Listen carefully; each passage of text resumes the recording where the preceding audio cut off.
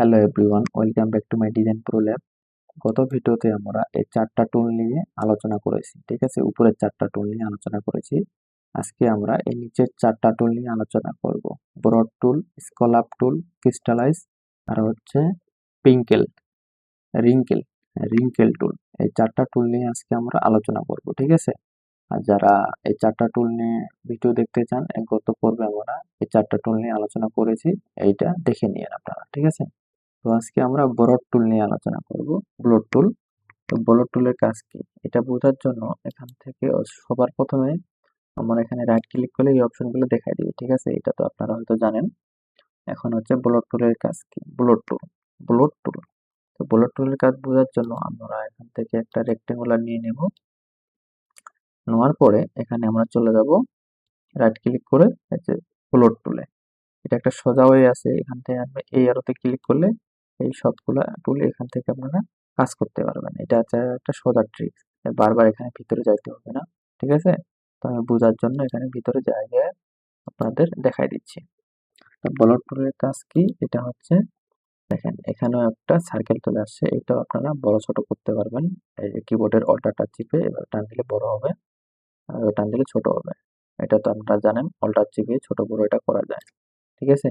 এখন আপনারা যদি এই পাশে উপরের দিকে টান দেন, দেখেন এটা একটা ইফেক্ট আসতেছে শেপকে মডিফাই করার জন্য এটা করে। এখন ভিতর থেকে যে আপনারা যে পাশে টান দেন, দেখেন এটা মানে দুই ভাগ হয়ে যাচ্ছে।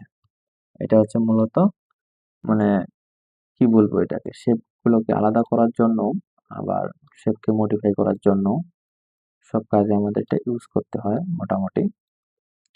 দেখেন এটা আমরা খুব সহজে এই যে ব্রড টুলের মাধ্যমে খুব সহজে আমরা এটা করতে পারলাম, ঠিক আছে। তো আশা করি ব্রড টুলের কাজটা আপনারা খুব সহজে বুঝতে পারছেন। এটা আমরা ডিলিট করে দিই। তারপরে যেটা আমরা শিখবো সেটা হচ্ছে স্কেল আপ টুল। স্কেল আপ টুল। তো স্কেল আপ টুলের কাজ কি? স্কেল আপ টুলের কাজে বোঝার জন্য আমরা এখান থেকে একটা শেপ নিয়ে নিলাম, তারপরে আমরা চলে গেলাম স্কেল আপ টুল। এই স্কেল আপ টুলের কাজ কি? এটা হচ্ছে এভাবে টান দিবেন, একটা পাহাড়ের মতো চলে আসবে, ঠিক আছে। এটা হচ্ছে ল্যান্ডস্কেপ। আপনারা হয়তো নাম শুনছেন যে ল্যান্ডস্কেপ ডিজাইনের সময় এগুলো আমাদের অনেক সময় কাজে লাগে। ল্যান্ডস্কেপ বা কোনো পাহাড় তৈরি করার জন্য এগুলো খুব কাজে লাগে, ঠিক আছে। দেখেন এটা হচ্ছে একটা পাহাড়ের মতো হয়ে গেছে, ঠিক আছে, আঁকা বাঁকা করে। তো এই কাজগুলো আমরা এই টুলের মাধ্যমে স্কেল আপ টুলের মাধ্যমে আমরা করতে পারি। তারপরে আছে ক্রিস্টালাইজ। তো ক্রিস্টালাইজের কাজটাও প্রায় সেম। ক্রিস্টালাইজ হচ্ছে এই পাহাড়ের মধ্যে যদি কোনো ঘাসের প্রয়োজন হয়, ধরেন এখানে একটু ঘাসের প্রয়োজন হয়, তাহলে টান ট্রাক করে ধরবেন, এখানে ঘাস তৈরি হয়ে যাবে অটো। মাঝে মধ্যে যদি কোনো ঘাসের প্রয়োজন হয় এভাবে টান দিবেন, এখানে পাহাড়ের মধ্যে ঘাস তৈরি হবে, ঠিক আছে। দেখেন এভাবে টান দেন, চতুর্থ সাইড দিক দিয়ে আপনি দিতে পারবেন। এভাবে ড্রাগ করে টান দেন, এভাবে ড্রাগ করে টান দেন, এভাবে টান দেন। তো খুব সহজে এভাবে আপনারা পাহাড়ের মধ্যে ঘাস তৈরি করতে পারবেন ক্রিস্টালাইজ টুল দিয়ে, ঠিক আছে।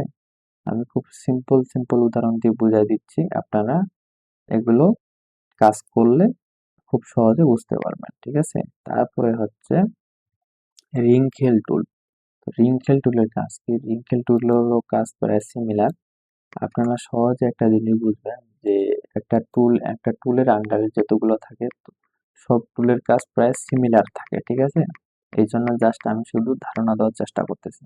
তারপর হচ্ছে রিংকেল টুলের কাজ কি? তো রিংকেল টুলের কাজ হচ্ছে এখান থেকে ধরেন আমি একটা শেপ নিয়ে নিলাম, নেওয়ার পরে আমরা চলে গেলাম রিংকেল টুল। এই যে রিংকেল টুলেরও কাজও প্রায় সেম, এখান থেকে কাজটা একটু ভিন্ন। এখানে আপনি যদি চিপে ধরে ধরেন, দেখেন এটা কোনো কাঁপতেছে, বোঝা পাবেন না, আমি একটু অল্টার চিপে বড় করে দিই। এখানে ড্রাগ করে ধরবেন, দেখেন এটা কিন্তু কাঁপতেছে। এটা একটা পাহাড় বা অন্য কিছু চূড়া তৈরি করার জন্য। আমি কিন্তু চিপে ধরে আছি, মাছের কিয়াটা চিপে ধরে রাখবেন, ঠিক আছে। তাহলে এরকম একটা সুন্দর একটা ইফেক্ট তৈরি হয়ে যাবে। দেখেন এটাও পাহাড় তৈরির ক্ষেত্রেও এটা কাজে লাগবে, এটা সুন্দর হচ্ছে। তো এইভাবে আপনারা খুব সহজে এই টুলের কাজগুলো আপনারা করতে পারবেন। তো আশা করি এই চারটা টুলের কাজ হয়তো খুব সহজে বুঝতে পারছেন। এই যে নিচের 4টা টুল আর উপরের 4টা টুল এর আগের ভিডিওতে আমরা আলোচনা করেছি, যদি আপনারা দেখতে চান তাহলে দেখে নিন। তো আশা করি এই 4টা টুলের কাজও আপনার কনসেপ্টটা ক্লিয়ার হয়ে গেছে। আর ভিডিওটি ভালো লাগলে অবশ্যই চ্যানেলটি সাবস্ক্রাইব করে পাশে থাকার চেষ্টা করবেন। তো ঠিক আছে, থ্যাংক ইউ সো মাচ।